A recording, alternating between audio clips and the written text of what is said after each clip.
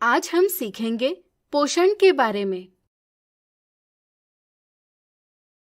सजीवों में अनुरक्षण का कार्य निरंतर चलते रहना चाहिए ताकि वे जीवित रह सके।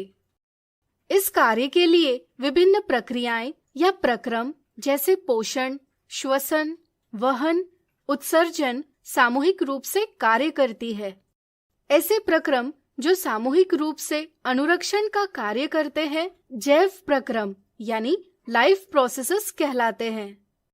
इस वीडियो में हम पोषण के बारे में जानकारी प्राप्त करेंगे।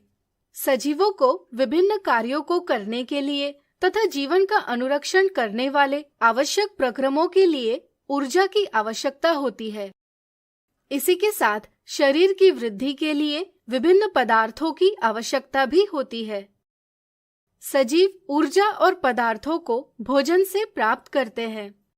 भोजन को शरीर के अंदर लेने के प्रक्रम को हम पोषण यानी न्यूट्रिशन कहते हैं।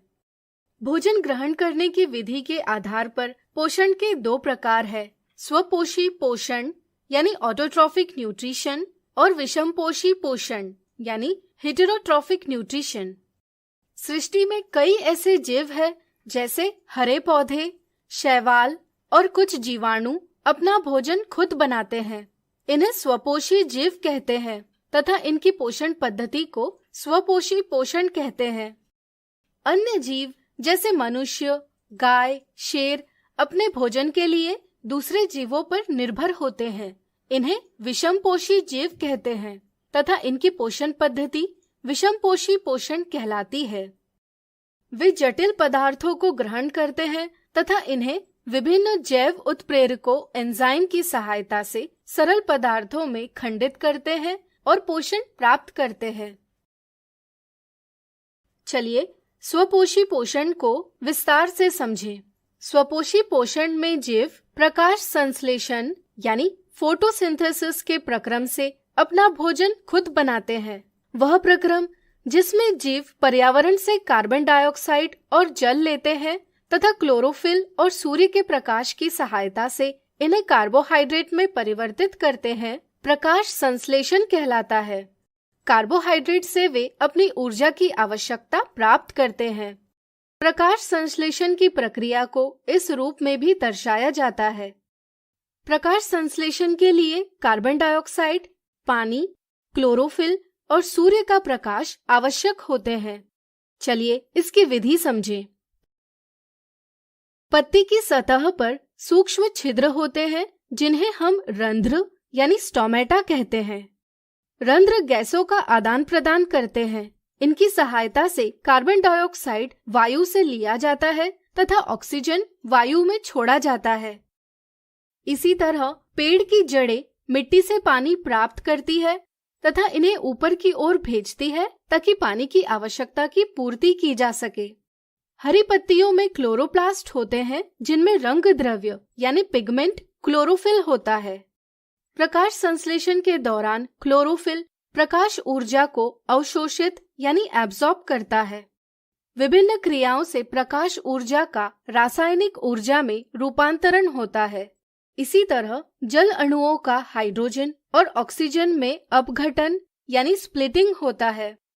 प्राप्त हाइड्रोजन की सहायता से कार्बन डाइऑक्साइड का अपचयन यानी रिडक्शन कार्बोहाइड्रेट में होता है तथा ऑक्सीजन को हवा में छोड़ दिया जाता है। कार्बोहाइड्रेट से जीव ऊर्जा प्राप्त करते हैं।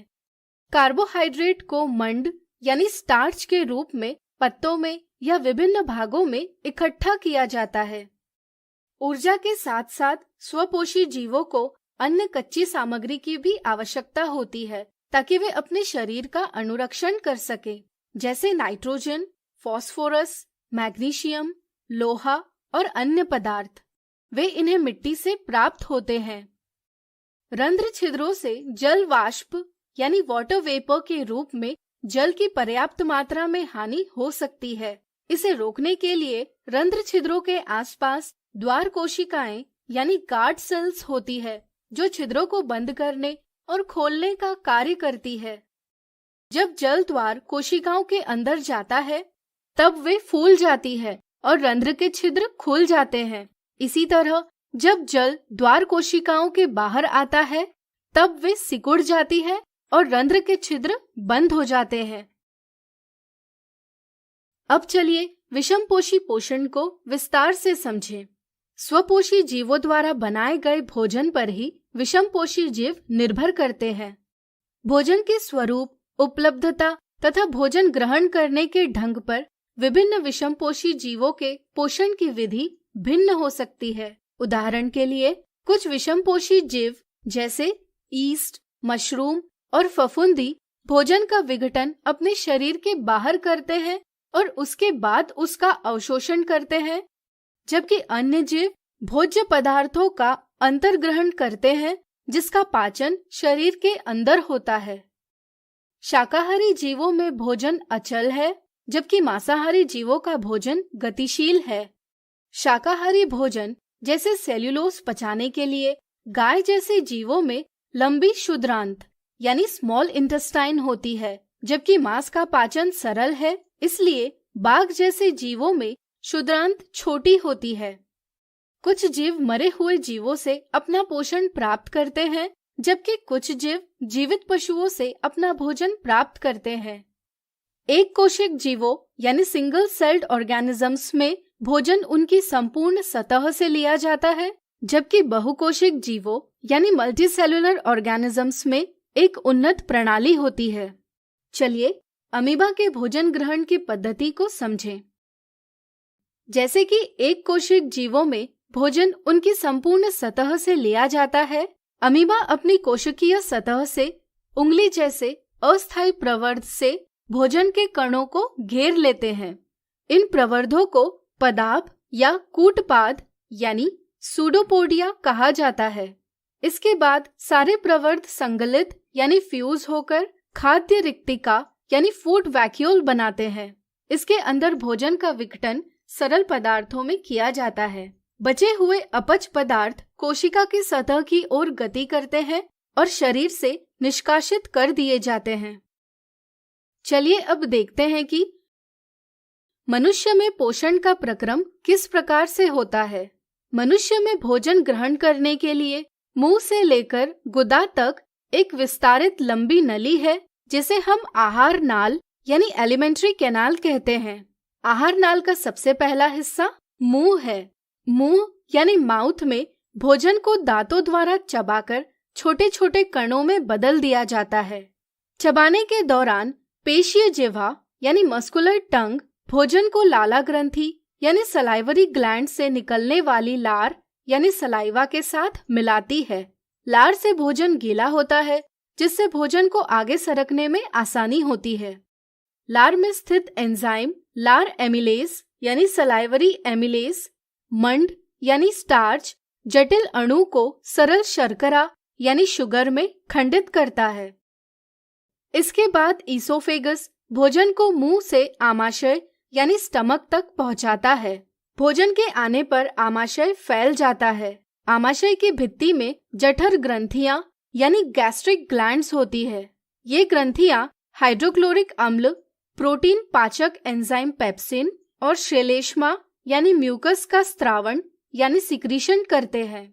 हाइड्रोक्लोरिक अम्ल अम्लीय माध्यम तैयार करता है और एंजाइम पेप्सिन अम्लीय माध्यम में कार्य करता है तथा श्लेष्मा आमाशय की आंतरिक आस्तर यानी इनर लाइनिंग की अम्ल से रक्षा करता है। आमाशय में अवरोधनी पेशी यानी स्पिंचर मसल अम्लीय भोजन के निष्कासन को नियंत्रित करती है, जिससे आमाशय से भोजन क्षुद्रांत्र में पहुंचता है। क्षुद्रांत्र आहार नाल का सबसे लंबा भाग है। क्षुद्रांत्र अत्यधिक कुंडलित है और इस कारण यह संहत स्थान यानी कॉम्पैक्ट स्पेस में अवस्थित है। क्षुद्रांत्र यकृत यानी लिवर और अग्न्याशय यानी पैनक्रियास से स्त्रावण प्राप्त करती है। यकृत से स्त्रावित पित्तरस यानी बाइल जूस अम्लीय भोजन को क्षारीय यानी अल्कलाइन बनाता है। साथ ही साथ पित्तरस में उपस्थित पित्त लवण यानी बाइल सॉल्ट वसा की बड़ी गोलिकाओं यानी ग्लोब्यूल्स को छोटी गोलिकाओं में खंडित करता है, जिसके कारण एंजाइम की कार्यशीलता बढ़ जाती है। अग्न्याशय से स्रावित अग्न्याशयिक रस में एंजाइम ट्रिप्सिन, अग्न्याशयी एमिलेस यानी पैंक्रियाटिक एमाइलेस और लाइपेज होता है। ट्रिप्सिन प्रोटीन का पाचन करता है, अग्न्याशयी एमिलेस जटिल कार्बोहाइड्रेट का पाचन करता है और लाइपेज इमल्सीकृत वसा का पाचन करता है। शुद्रांत्र की भित्ति की ग्रंथि आंत्र रस स्रावित करती है, जिसमें उपस्थित एंजाइम प्रोटीन को अमीनो अम्ल, जटिल कार्बोहाइड्रेट को ग्लूकोज और वसा को वसा अम्ल यानी फैटी एसिड्स और ग्लिसरॉल में परिवर्तित करते हैं। इसलिए शुद्रांत्र प्रोटीन, कार्बोहाइड्रेट और वसा के पूर्ण पाचन का स्थल है। आंत्र की भित्ति पाचित भोजन को अवशोषित करती है। शुद्रांत्र के आंतरिक आस्तर पर उंगली जैसे अनेक प्रवर्ध होते हैं। इन्हें हम दीर्घरोम यानी विली कहते हैं। यह दीर्घरोम अवशोषण का सतही क्षेत्रफल बढ़ाते हैं। दीर्घरोम में रुधिर वाहिकाओं यानी ब्लड वेसल्स की बहुतायत होती है। ये भोजन को अवशोषित कर भोजन को शरीर की प्रत्येक कोशिका तक पहुंचाती है।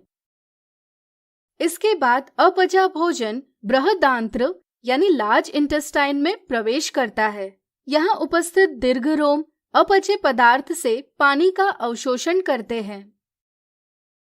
वज्रय पदार्थ यानी वेस्ट मटेरियल गूदा यानी एनस द्वारा शरीर के बाहर कर दिया जाता है। गूदा अवरोधनी यानी एनल स्पिंचर वज्र पदार्थ के बहिक्षेपण यानी एग्जिट को नियंत्रित करती है।